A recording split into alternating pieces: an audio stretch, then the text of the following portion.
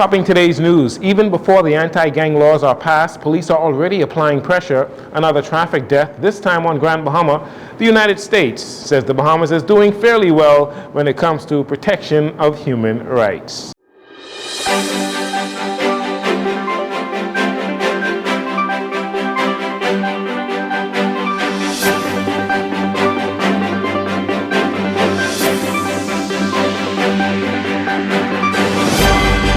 Good evening, Bahamas. I'm Jcn Saunders. This is your JCN Evening News. It is a pleasure to have you join us. The collaboration between urban renewal and the police to clear areas known to attract criminal activity in eastern New Providence comes after the police search of a property that led to the confiscation of illegal high-powered weaponry.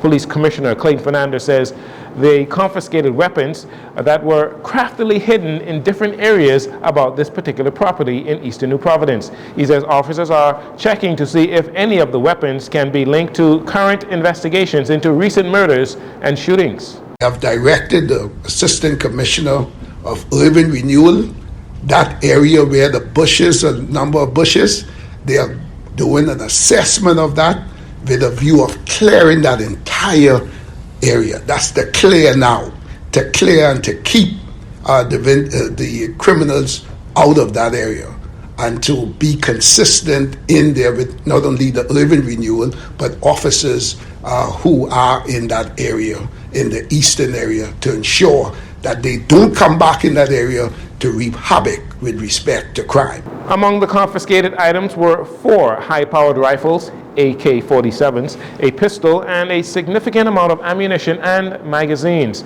The police commissioner said this initiative is just the first of many to come. He adds that the police force is in full support of the new Anti-Gang and Penal Code Amendment Bill 2024. This bill, as I indicated last week, we support this bill with the Gang Act, and this is how you build cases to throw the net over individuals who continue to be involved in crime, in the life of crime. So this is timely, that bill, so we await for that bill to pass and for us to start to do some work. Commissioner Fernandez adding that the force has already begun proactive work on tackling gang activity with respect to the anti-gang bill. Just yesterday, the police commissioner raised concerns about the number of traffic fatalities in country, especially on the Family Islands. Unfortunately, a 61-year-old man died in a 2-car collision on Grand Bahama just hours later. Police say around 9 p.m., officers responded to the scene of the accident where a charcoal Honda CRV traveling west along Midshipman Road, driven by a 61-year-old male who had a 59-year-old female passenger, and it collided with a blue Nissan Fuga traveling north along Churchill Drive that was operated by a 43-year-old male. While all of the occupants sustained injuries, the 61-year-old driver died at the scene. According to JCN's records, this is the 17th traffic fatality for the year. This accident follows the death of 2 males involved in a deadly head-on collision on West Bay Street early Sunday morning.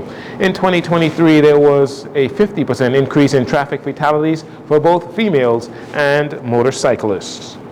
In November 2023, he was fighting for better working conditions and timely promotions for his staff. And yesterday, Don Clare, the acting commissioner of the Bahamas Department of Corrections, was officially sworn in as the 3rd commissioner of corrections during an installation ceremony. Clare has been acting commissioner since the departure of Charles Murphy, who was sent on administrative leave in late 2021 under controversial circumstances, and that are still before the courts today. Following Cabinet's approved funding for the repairs to various airports throughout the country, Deputy Prime Minister Chester Cooper says the North Eleuthera Airport is soon to see major infrastructural upgrades. On day 2 of the Eleuthera Business Outlook on Friday, Cooper, the Minister of Tourism, Investments and Aviation, shared details on the coming upgrades and construction at Eleuthera. The work on the airside aprons and taxiway runway is expected to commence by 4th quarter, beginning firstly next quarter with geotechnical studies with shovels in the ground by the 4th quarter. The works and the construction of a new terminal are slated to be completed towards the end of 2025.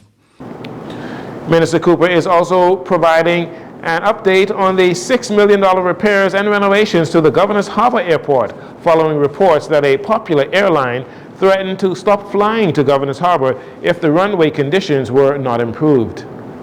And to date, we've achieved roughly 80% completion of the planned works, thanks to the diligence of your own Minister of Works.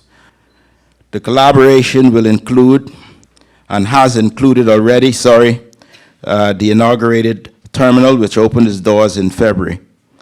And the renovated facility is equipped with modern amenities aimed at providing a welcoming and efficient entry point for tourists and residents alike. Eleuthera saw a 30% increase in tourist arrivals last year. Minister Cooper says the government is working hard to ensure infrastructure on Eleuthera can support its robust growth.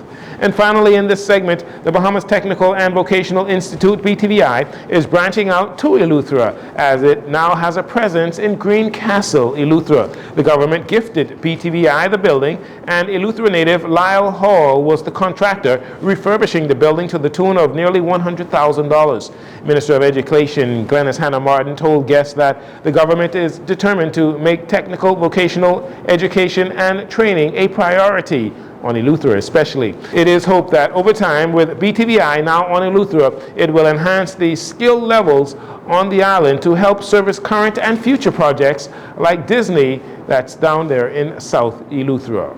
BTVI has campuses on New Providence, or a campus on New Providence. They've got another one on Grand Bahama, and they've also got a presence in North Andros.